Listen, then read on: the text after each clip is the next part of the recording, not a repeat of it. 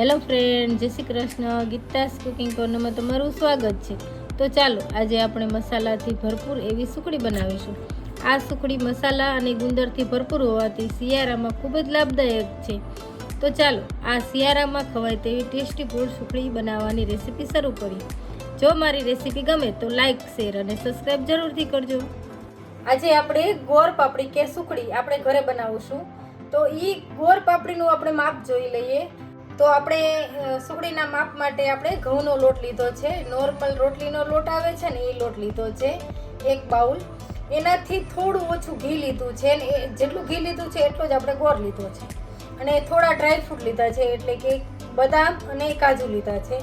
થોડો ગુંદ લીધો છે, ગંઠોડાનો પાવડર લીધો છે 1 ચમચી, 1 ચમચી સૂંઠનો પાવડર લીધો છે અને અડધી ચમચી આપણે એલચીનો પાવડર લઈશું. તો આ જ માપથી આપણે ગુજરાતી સરસ મજાની સુખડી બનાવીશું. હવે છે ને આ કાજુ બદામને છે ને આપણે પાવડર કરી લઈશું મિક્સર જારમાં લઈ. હવે છે ને કાજુ બદામનો પાવડર કરી લીધો છે. હવે એક બાઉલમાં આપણે લઈ લઈશું અને હવે આપણે સુખડી બનાવીશું. હવે સુખડી બનાવવા માટે મેં એક પેન રાખ્યું છે અને ગેસની ફ્લેમ ચાલુ કરી દીધી છે. તો આ ઘી છે ને બધું આપણે એડ કરી દઈએ અંદર.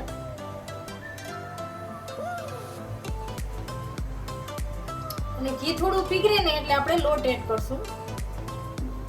ઘી આપણું જો બધું પીગળી ગયું છે, હવે છે ને એમાં આપણે લોટ એડ કરી દઈએ.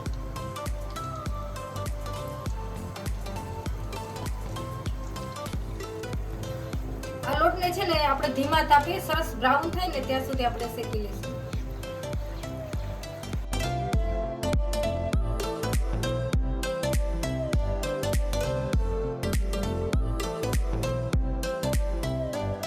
અત્યારે આપણને એમ થશે કે આમાં થોડું ઘીની ક્વોન્ટિટી થોડી વધારે લાગે છે, પણ આપણે ગુંદ છે ને અલગથી નથી તરવાનો.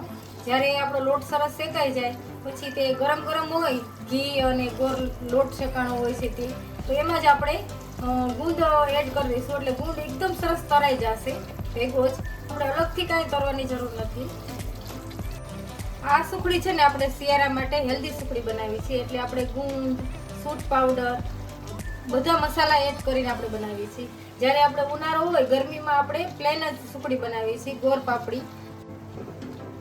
આપણે જે ઘઉંનો લોટ એડ કર્યો છે એ જો બ્રાઉન થવા માંડ્યો છે. જો હવે આ સ્ટેજ ઉપર આપણે છે ને આ ગુંદને એડ કરી દઈએ એટલે ગુંદ સરસ અંદર જ ફૂલાઈ જાય છે જ્યારે ગરમ ગરમ હોય ને ત્યારે જ.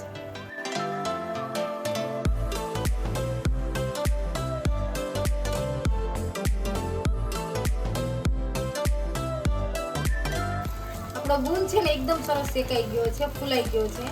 તો આ સ્ટેજ ઉપર આપણે ગેસ બંધ કરી દઈએ. લોટ એ શેકાઈ ગયો છે અને થોડી વાર આ રીતે હલાવતા જ રહેશું. અંદર નીચે આપણું ગરમ હોય છે ને કડાઈ, એટલે નીચે પણ આપણું શેકાય છે લોટ. હવે છે ને આપણે કડાઈ નીચે ઉતારી લઈશું અને આ ગુંદને છે ને આ રીતે થોડી વાર મેશ કરી લઈશું.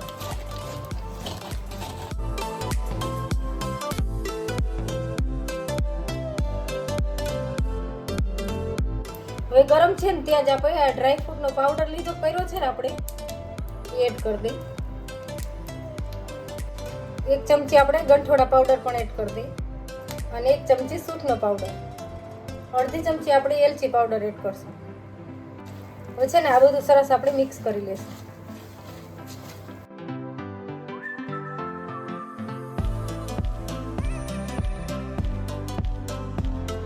હવે છે ને આપણે ગોળ પણ એડ કરી દઈએ. ગોળ આપણે ગેસ ઉપર નથી એડ કરવાનો, અહીંયા નીચે ઉતારી અને થોડું 2 મિનિટ નોર્મલ ઠંડુ થાય પછી જ આપણે એડ કરવાનો છે. હવે છે ને આપણે ગોળને મિક્સ કરી લઈએ આ રીતે.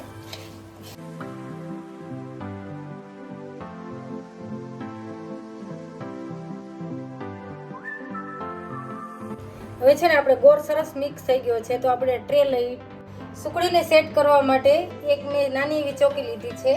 એમાં આપણે થોડું તેલનું ગ્રીસ કરશું.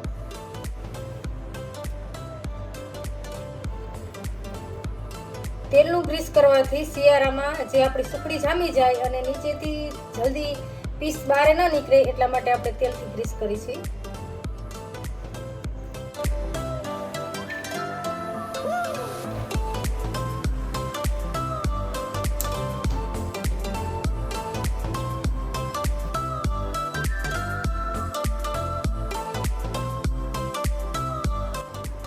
હવે ઉપરથી છે ને આપણે બદામની કતરણ એડ કરશું.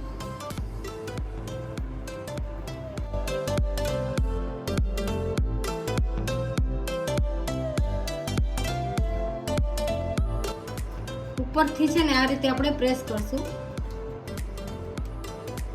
આપણે 10 મિનિટ માટે સેટ કરવા માટે રાખી દઈશું. પછી એને આપણે કાપા પાડી લઈશું.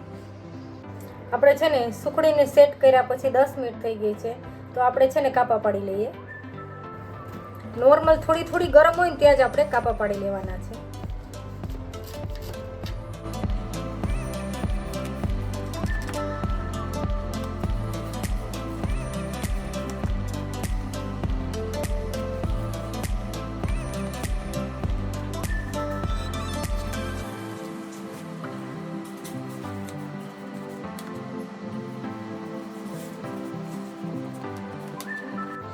જે આ સુખડી છે ને થોડી ગરમ છે, આપણે કલાક પછી આ પીસને બહાર કાઢશું. આપણે સુખડી છે ને એકદમ સરસ ઠંડી થઈ ગઈ છે અને વચ્ચેથી આપણે કાઢી લીધી છે આ રીતે. હવે એક પીસ કાઢી લીધો છે આપણે. હવે આપણે બીજો પીસ પણ અહીંથી કાઢી લઈશું સાઈડમાંથી.